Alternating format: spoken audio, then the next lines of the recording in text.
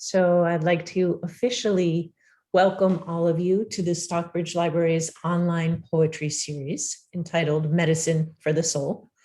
And John Gillespie, who's with us today, is the president of our board. And this was his fantastic idea. And he has been able to gather poets from across the nation to read in our series. Today is week number 54 in a series we thought would last 4 weeks last April. And we have been lucky to have many talented poets join us. And today is no exception. We are very happy to welcome Howie Fairstein. And Howie is joining us from Florence, Massachusetts today. He's the author of 2 chapbooks, Play a Song on the Drums, he said, and Out of Order, and also 2 full-length collections of poetry, Dreaming of the Rain in Brooklyn and Guguts and Other Poems. He has been a featured reader at dozens of venues throughout New England and the Southwest. His poetry and reviews can be found in Great River Review, Nimrod, Cutthroat, Off the Coast, Rattle, Upstreet, and numerous other journals. He is a 5-time Pushcart Prize nominee, and he volunteers as a mentor at the Center for New Americans. Howie let me know he was just tutoring someone a few moments ago before he joined us. He is the co-poetry editor of Cutthroat, a journal of the arts, and has lived in Brooklyn, New York, Santa Fe, New Mexico, and also had a stint here in the Berkshires in Sandusfield. So without further ado, I'd like to turn the program over to you, Howie. Thank you for joining us, and to you, John. Yeah, Wendy, thank you very much. So, yeah, Howie, you'll probably remember this, I think, about Santa Fe. I think there's a place that sells belts with $50 coins or dimes. So I have a belt that has the $50 of my birth year, 1950. That, yeah, I'm the person that basically has one belt. I see. I bought a belt in Santa Fe, but I don't remember that particular store. But No, it's out. I was out on the, whatever that center green area, where people just set up, and do stuff. So, yeah. I want to let everyone know I have my last physical therapy session today, so I have to leave at 1:40. So it's not that I won't be interested in staying, but I've got to keep moving the calendar along. So Howie, thanks again for reading today. I always, start with understanding how the themes of 2020, racial injustice, income inequality, the political scene, things in 2021, obviously, whatever, I don't know how many percent of Republicans think the election hasn't been settled yet. But have some of those themes worked their way into your writing? Oh, absolutely. But I would say that those themes that you mentioned, racial justice and political chicanery and the state of the world, has entered my poetry since I started writing, maybe 40, 50 years ago. So this year in particular, I will be reading a poem later about George Floyd. Today's the anniversary, I think, of that horrible incident where he was murdered. And I have a couple of other poems that derived right from the pandemic experience and my fear and my, anxiety about it at the beginning in particular. But I've always brought the political into my work, along with nature. So there's a combo there that I always try to meld the two things together if I can. No, that's great. So is there one way that a poem starts for you more than another? We've heard people, conversations, they read something, they have a conversation with someone, and something kind of triggers the creative process. Is there one way that kind of gets things going for you? Not one way, many ways. Things that you just mentioned, just hearing a a phrase, something on the radio, reading something in the paper, or watching the turtle laying its eggs yesterday in the garden, watching the bears come by and try to destroy the feeders. There's always something, and maybe at some point there's actually something that's I'm working on for days and weeks and months until I can get it straight in my head what it is I'm trying to say. So it's pretty varied, John. Okay. So how do you know when a poem is ready to be included in a book? I never know. I work on poems pretty consistently in terms of revision. A poem might go through 10, 20, 30 or more revisions, and then maybe I just say I can't do any more with it, or it actually feels right, which is a wonderful feeling, but it's not always the feeling I have. I can't do any more with this. Yeah. Um, it's definitely good enough to be in a book. Yeah. You know, that those are some of my thoughts about that. Okay. No, great, great. No, thanks for giving us some insight into your creative process. So why don't you read some of your work for us?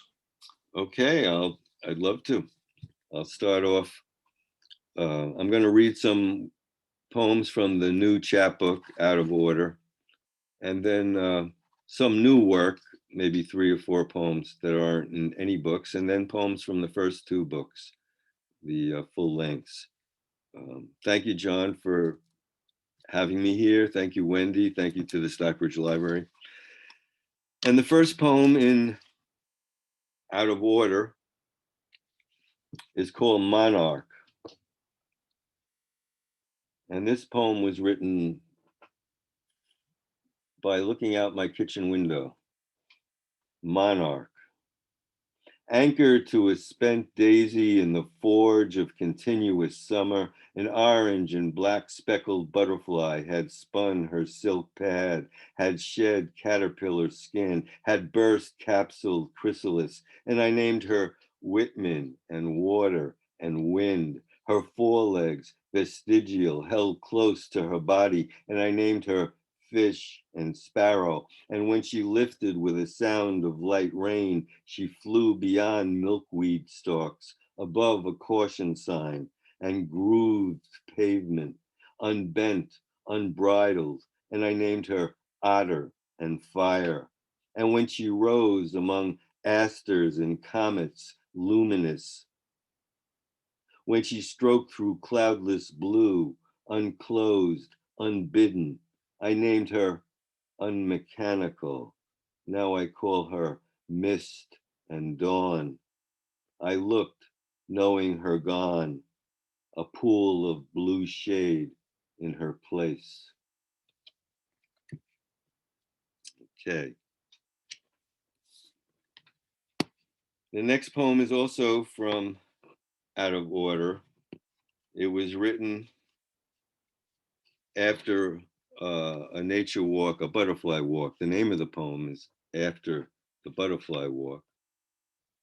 It had more to do with my inspiration from a Louise Gluck poem called October than it had to do with just the butterfly walk.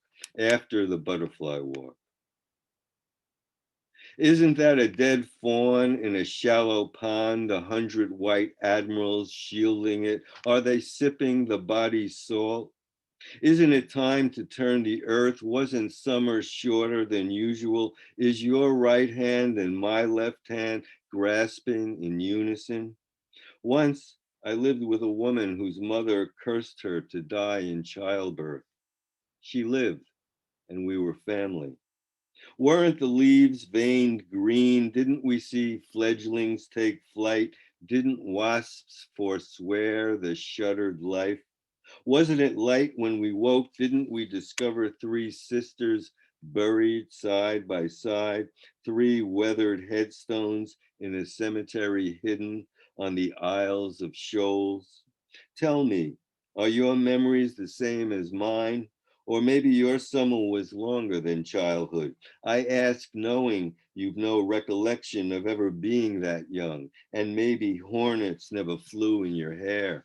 Aren't they still retelling the old myths, generation after generation? Weren't my parents refugees also? Was that a gunshot? Is the farmer shooting rats in his piggery again? Isn't it enough to have, then remember?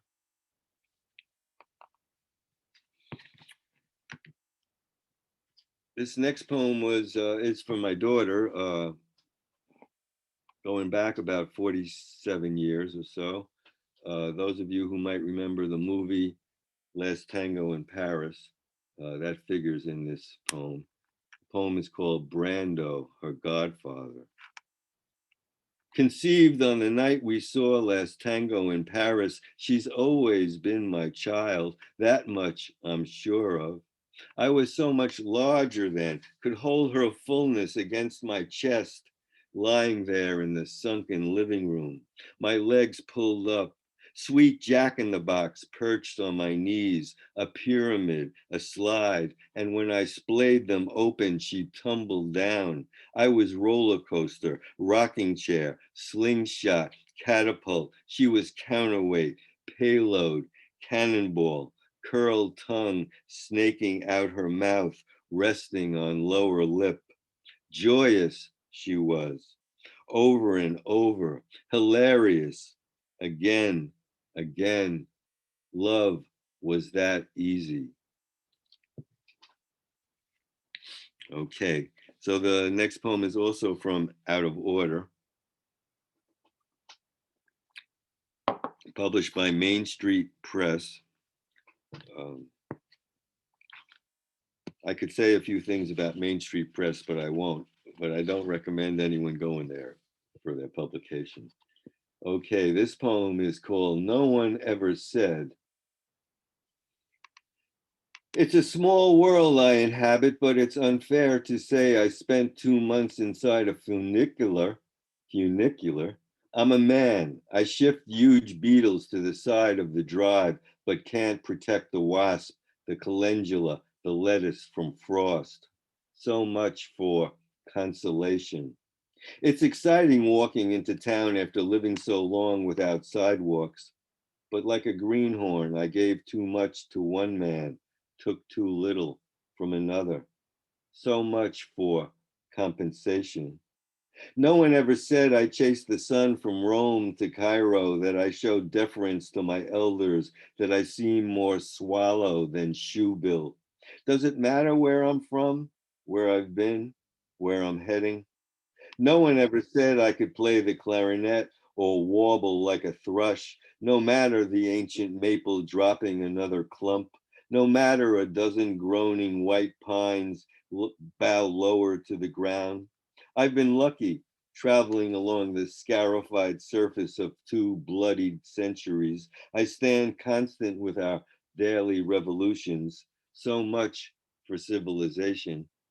Still, mystery proliferates. Why was the yearling here trashing a bag of leaves at so late an hour? And why did that bear put in my mind a gray afternoon in Leadville, Colorado, when a coyote lured our husky into the maw of its pack? The dog saved finally through my own trickery. I think of that pup these first icy days, how I cherished her, and I consider all the choices I've made since she died. Was it easy? Was it hard? No one ever asked. Okay. Next poem is from the first full-length Dreaming of the Rain in Brooklyn, published by Press 53.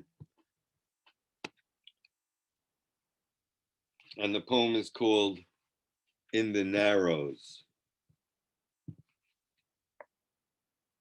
We sifted the contents of one plastic bag into another, saving some of her for our missing brother. Then we spilled her ashes into the sea, into the atmosphere, onto our shoes, and then we ate of her. We fed our mother to the eels and crabs and mermaids lurking behind the rocks along Shore Road across from the traffic of the highway. We fed our mother to the tidal strait linking upper and lower New York Bay. Her ashes spilled into the shallows, clumping into the wholeness she lacked. Black-headed gulls with darkened wingtips shrieking above her form. Coming together after 7 years, we fed our mother's ashes to the wind blowing 5 feet above the deep while we leaned on the railing of the pier, watching waves carrying out to sea, widening, then compressing, returning her to Odessa. We emptied mother out of a plastic bag, only a name left, her journey just beginning. But I see her as my children will see me when I am powder mixed with earth. And as she prayed each Sabbath to 3 candle flames, for she was her father's daughter. Haltingly, we recited the mourner's Kaddish, and then we ate of her, for we are our mother's sons.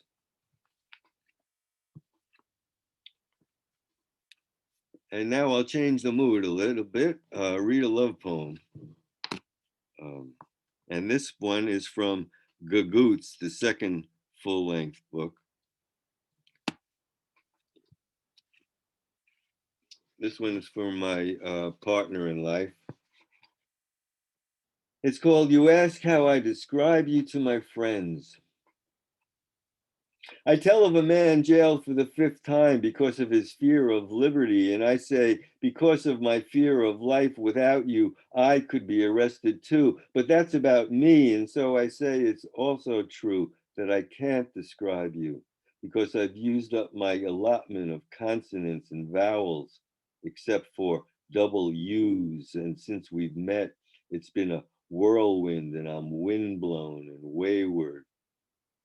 Sometimes I tell them that you reflect the shine juncos drop on shadows of falling snow, or I say that waking up speechless Harpo is in my bed, blonde hair like on the curly kale uncovered in March thaw.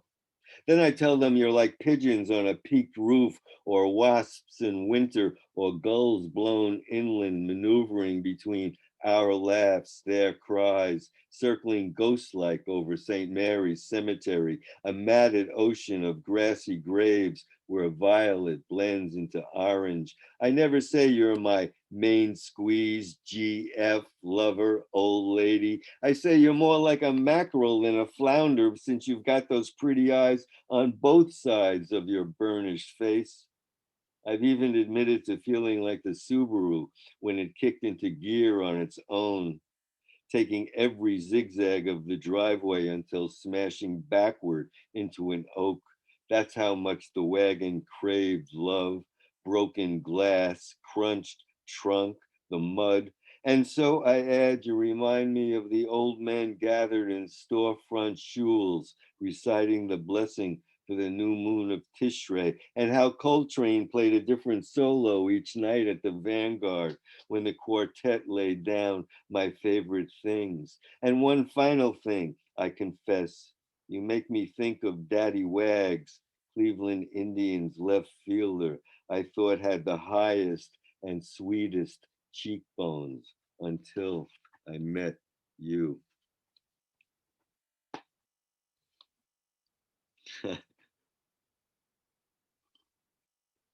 It's not often you get an opportunity to read for a half hour, so it's usually 15 minutes, 20 minutes. But I'll keep going. I could read for hours, you know. So the next poem is also from Gagoots, and it's called Provincetown.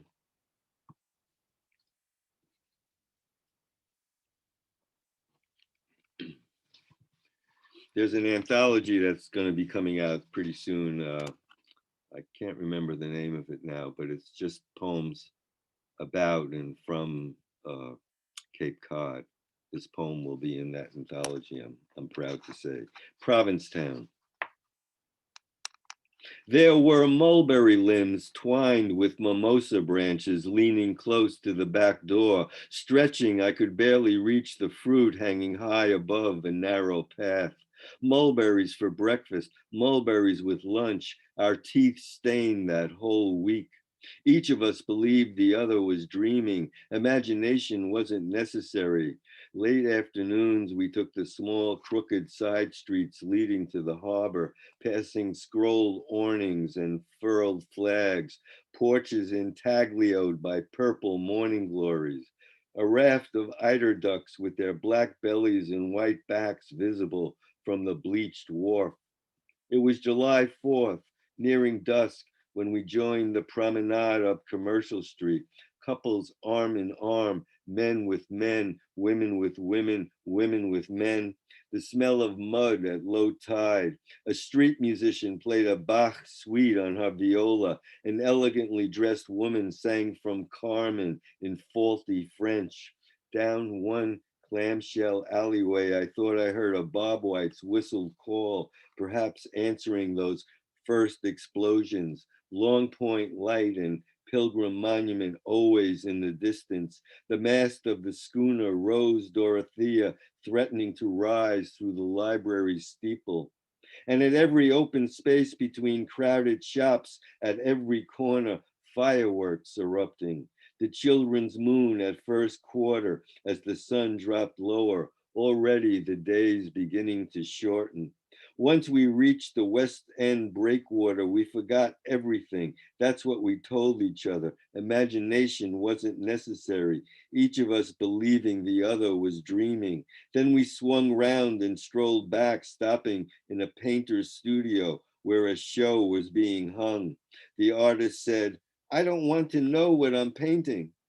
But every move she'd made had intention. Every step we took, the bleeding berries, Bob White calling its mate, light tumbling off runged constellations, each star in the ladder tipping over, spilling song, filling the darkness that finally stretches over Land's End, the bursting flame over half the world.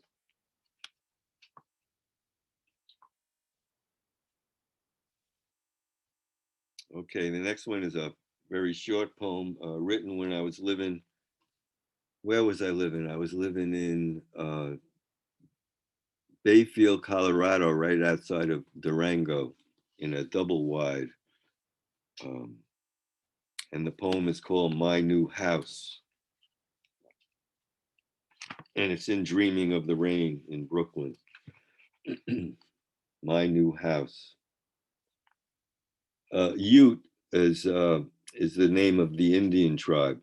It's not the way we say youth in Brooklyn, by the way. The Ute who lived here before us stuck a salt lick behind a stump, kept his quiver on the kitchen counter, killed deer through the window.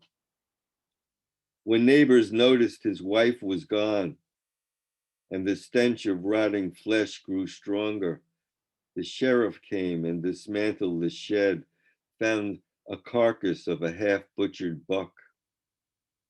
These first weeks, a doe bounds down the ridge. Sometimes she sleeps in front of the propane tank. She won't leave when I shout.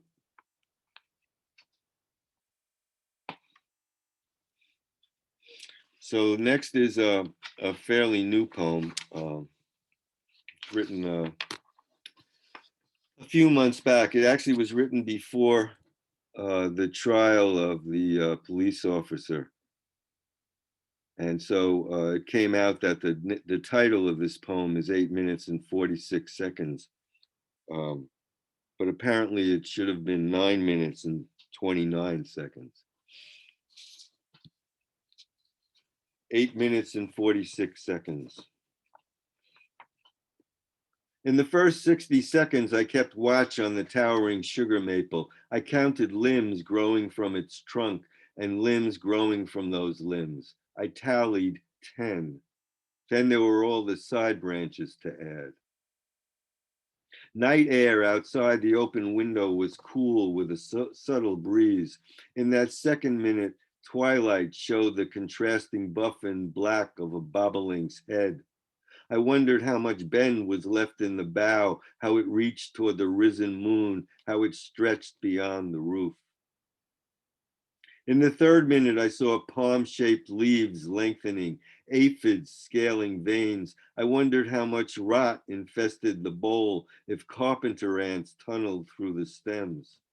There was a quickening in the fourth minute. Early May fireflies lit up the street, and the multi-lobed leaves began to breathe. The sound was deafening. In the fifth minute, a garter snake coiled around the tree's base, then slithered through a thicket of saplings. I saw it flick its forked, black-tipped red tongue. I saw it retract it. In the sixth minute, a sapsucker began its rhythmic drumming. Loosened bark dropped to the grass. Scolding house wrens rattled when a red-tailed shadow passed over. In the seventh minute, a spider was taken by a sparrow. Wind came up and the maple's dense crown waved like cornstalks. Patches of blue sky slipped like ice through the night. Then the eighth minute, when there were no longer any minutes. Not the minute before or the second after, not the first spring migrant, not the last blooming aster. Suffocation, nothing o'clock.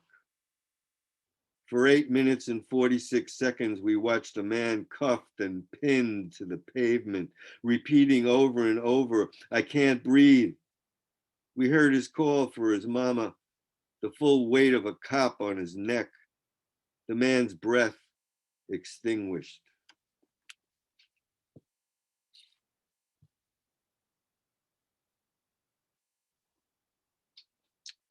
Okay.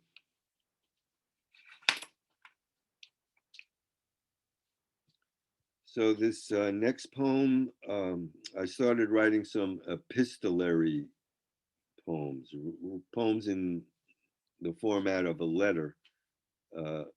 I was inspired by reading a poem by a Russian woman named Oksana Zabuska. And I wrote this poem, Letter on the Onset of Winter, Quarantine. Dear, and then just the underscored line, no name. The scraggly lawn finally whitened and then browned, summer's garden barren, though bare earth itself a garden. Hemlock trees, massive darkness, a grade darker after nightfall. Plague has dropped its net over the earth, and I've bottled up for months, dry as Alamogordo in August. When it was still possible to be together, you remarked that the main character in my story was irredeemable. I held back from saying that character was me. You also said leaves are not intimate with rocks. Perhaps that's because we live in different forests. You have ginkgo and hornbeam, sycamore protected by wire fencing. Here, tulip trees cover schist, pine needles and oak leaf drape boulders. Everything else you said is true. Crows, creek, loon. I read lines this morning that stitched together greedy raptors, crucified butterflies. How does one's imagination account for that? And when did warehouses become fulfillment centers? I dreamed of robins, how they too will soon disappear. Though when waking, I realized there's no tense for that future, nor explanation for wasps flying in New England in November. Even a bat zigzagging through Spring Creek Cemetery last night. If you were to join me, we'd chisel out cambium, carve nesting holes for screech owls. But that's not possible now. I've always been a fool for love. As ever, H.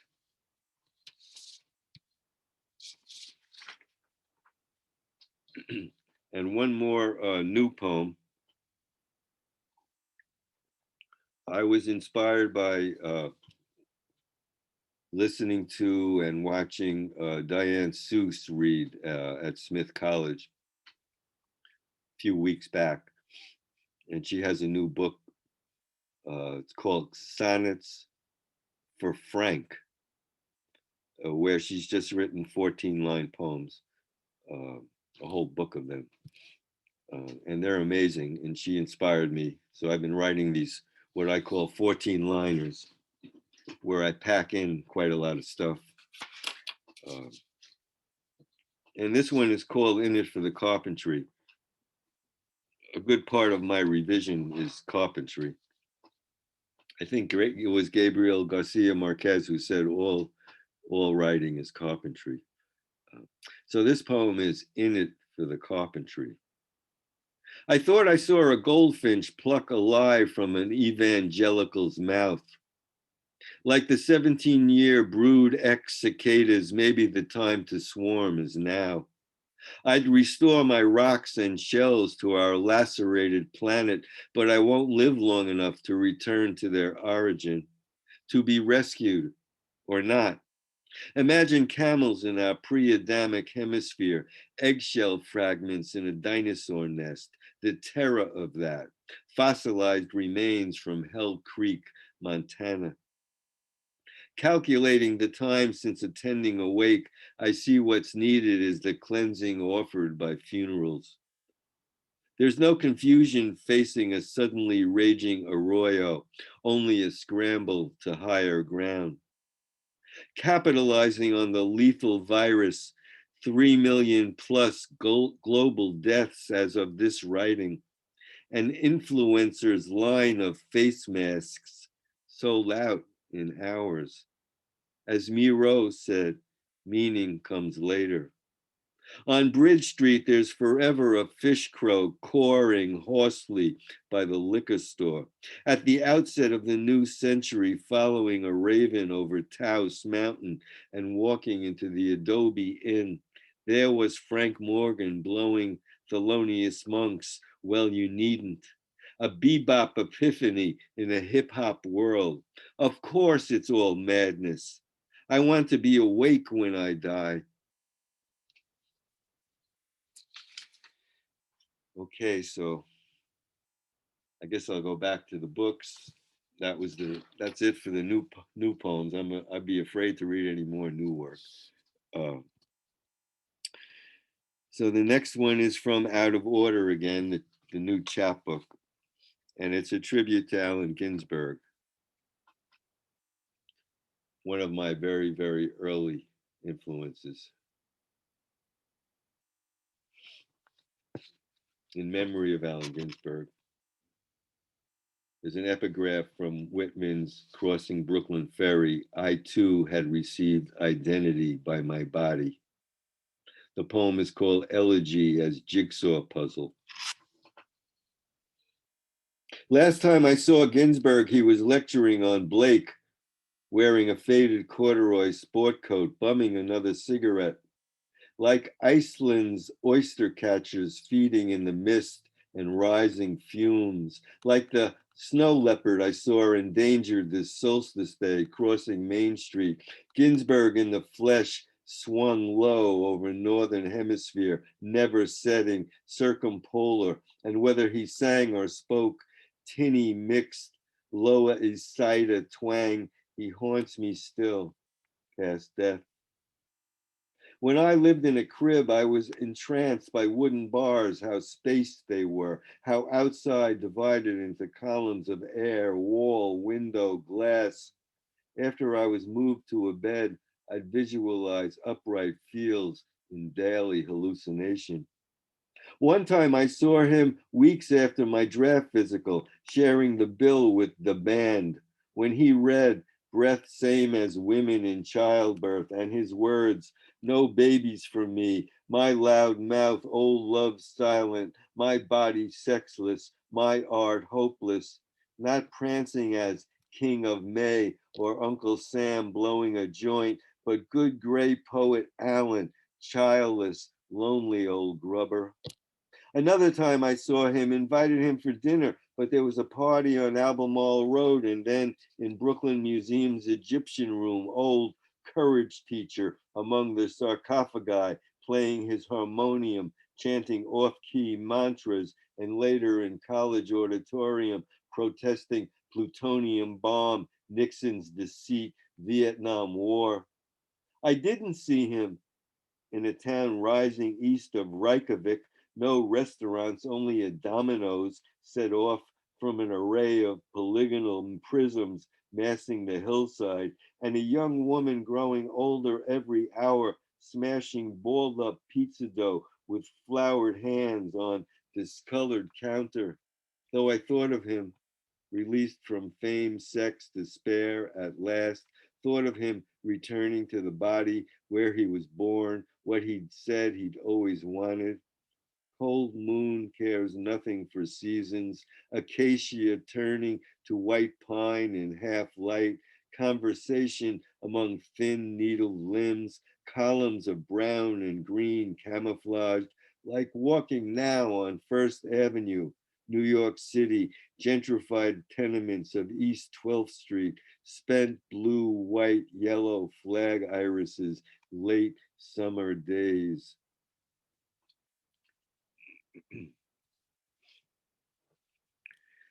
Okay. Next poem is based on, well, there were there was about a decade when I stopped writing poetry and I was writing plays. And I wrote a play based on the astronomer Tycho Brahe. And I got nowhere with my plays. That was even harder than trying to get somewhere with poetry. But I cannibalized some of the play, and I got this poem called 1600. The poor dined on mice in Vienna, and in Paris it rained blood for a week. In Augsburg, a cloth shearer's wife delivered a babe whose head grew on its back, its legs turned inward at the knees. A noble in Rostock, enraged by an impious astronomer's ambition to plot the stars, sliced off a piece of his nose. Be thankful it wasn't your member. Tycho Brahe staunched the flow with a rag. Brother Haken held the flesh in another. The surgeon, also royal barber, fixed an unguent, mud, spiderwebs, bird nests, applied metal astringent, then suggested wax replacement, but warned avoid hot places. Tycho, counselor of the realm, preferred his family's metalsmith. In Marseille, gibbeted bodies were tossed into the Mediterranean amid a plague of dolphins. The astronomer believed all things connected, his blasphemy. So I guess I have a two poem warning I'm going to give you now. Two more poems. Unless there's more time at the end, and like I said, I could read more. Here's a poem again from Gagoots and Other Poems. And this one is called Bricolage. A chiromancer is like a fortune teller, a seer, a palm reader. Bricolage. Because of a chiromancer's prophecy and the stippled surface of time, because I am slack-jawed, monogamous, a survivor of 5 o'clock fever, because I knowingly confessed I take fiction on faith, not on account of or by reason why, not for the reason that, only because reality strikes us 150 frames per second, because the fuzzy pod of milkweed remains upright in the storm and fireflies cast the yard into a frenzied field of flight.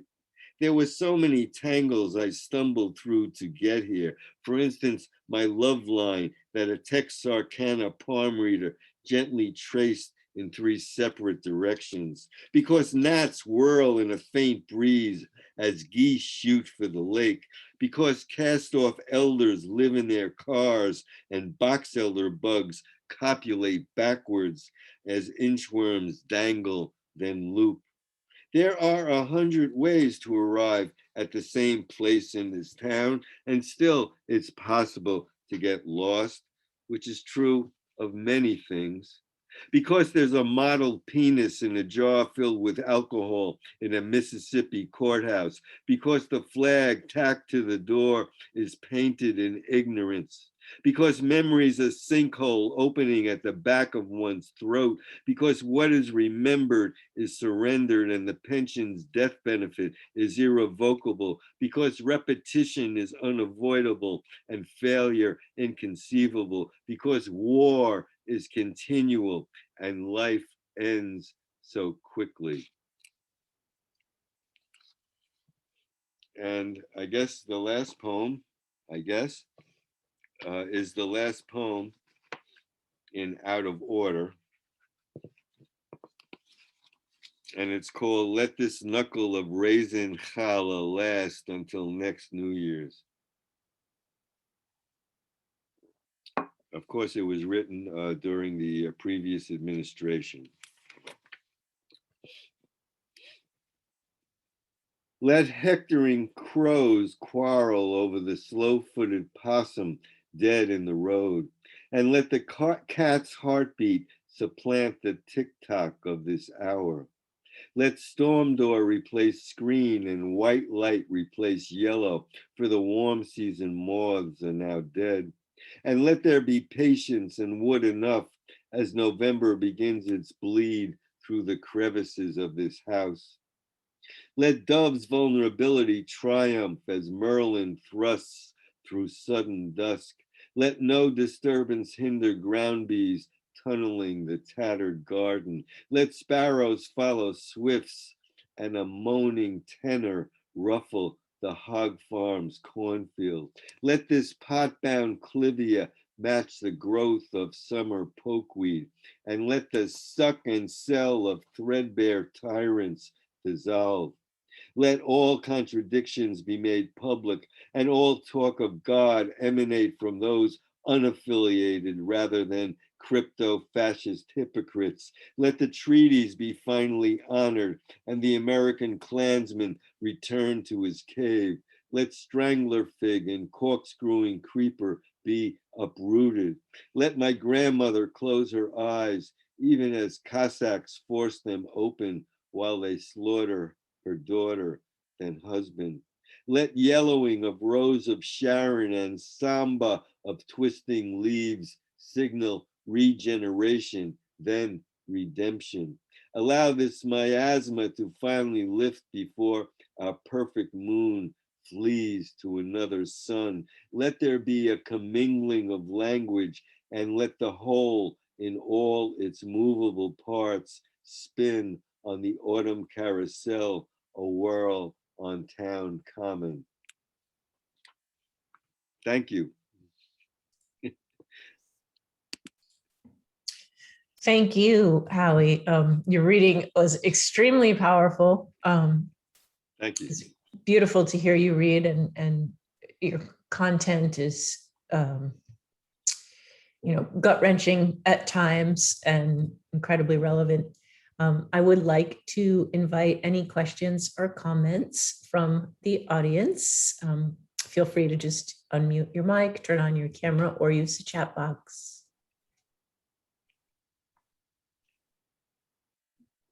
I'm sorry I read a little bit late, but I was so struck by your cadence, like just the I don't know, it's like cyclic, but it also sort of like develops and grows. And I just wanted to know a little bit more about how, I don't know, over the course of reading your poems out loud to people, how they have their like oral presentation has developed. Yeah, that's a good question. Well, I've been reading for many years, I guess. Well, at least the last 25 years. I've been always open to reading, always looking for venues where I can read. And I think over time, It's got my voice is a good voice. People always tell me that anyway, but it's developed into this pattern, and I don't know if I can really explain it much better than that. But when I was younger, I remember going to readings in Greenwich Village, on the Lower East Side of Manhattan, and I saw poets read in the St. Mark's on the Bowery Church a couple of times, and I picked up on the fact that they had a certain rhythm to their reading, and I tried to establish that myself. I think in the beginning I tried to read too much like them, but after a while it just became me, and I like jazz and I like that kind of music, and I think that's part of the whole shtick. But it's a good question. Thank you. I kind of have an offshoot of that question. As you're writing your poetry, can you hear your voice as you're going to read it, or do you write it and then kind of later develop how you will recite it? I think it's all organic. It's all somehow connected. I mean, I don't hear my voice when I'm writing, I guess, until I get to the 10th draft or 20th draft. And then as I read them aloud, I think that's a practice that all poets should practice, reading their poems out loud before they're done with them. You know, you hear so much more, you pick up. And so I try to modulate when I'm reading too. And I think that's in the poetry, the line itself. I like to have some ups and downs and ins and outs, you know, and when I'm reading, I try to do the same thing and quiet down a little and pick up a little. It's music. It is an oral art, like Dennis said before. That's how it began, and I think it's still very much that, you know, now today. Thank you. Questions, comments from anyone else?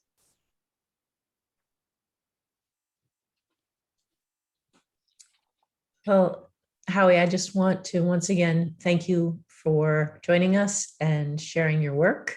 It's been a delight and a pleasure to have you. A Thank you. recording of this session will be available, stockbridgelibrary.org, and we will be here most Wednesday afternoons sharing poetry. Okay. Well, thank you very much. It is totally a pleasure. Thank you. Bye, everyone. Bye. Bye, Jay. I think you're there, Suzanne.